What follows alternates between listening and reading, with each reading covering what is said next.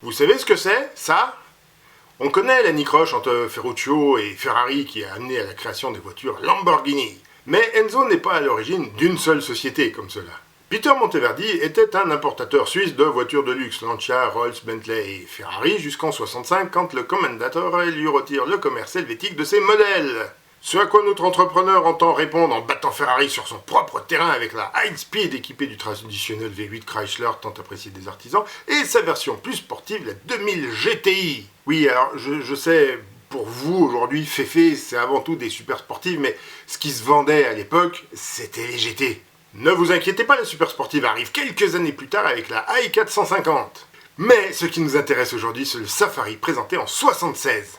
C'était un International Scoot, une marque que Volkswagen a tenté de raviver l'an dernier, recarrossé par Fisseré en faisant un SUV avant l'heure, un tout-terrain de prestige, concurrent mieux équipé aux Range Rover et Jeep Wagoneer.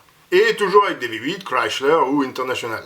Et puisque c'était une base américaine, on y trouvait la climatisation, la boîte auto, les fenêtres électriques, la fermeture centralisée, mais aussi quelques raffinements intérieurs comme l'intérieur en cuir ou faux cuir, un toit ouvrant, une télé ou un frigo en option.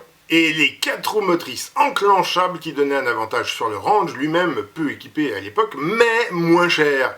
Alors Monteverdi aura deux approches différentes pour concurrencer plus directement le Range. 1. Proposer une version moins onéreuse car légèrement moins équipée, le Sahara qui n'est qu'un scoot même pas recarrossé avec simplement un calandre et logo différents et quelques options d'aménagement intérieur et éventuellement un V6 diesel d'origine Nissan. 2. Proposer une version familiale avec des portes arrière. La transformation coûtait trop cher, alors le modèle n'a pas été commercialisé, mais Monteverdi a proposé à Rover de rajouter des portières à ses Range haut de gamme, ce qui arrivera en 81 et conduira à la disparition du Safari l'année suivante.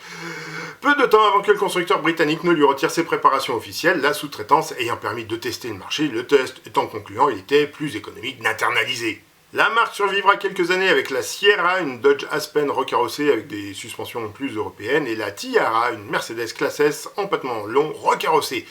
Et vous en avez peut-être entendu parler lors d'une tentative de relance au début des années 90 qui n'a pas abouti. Le fondateur décède en 98, mettant une fin définitive à cette marque. Like et abonne-toi!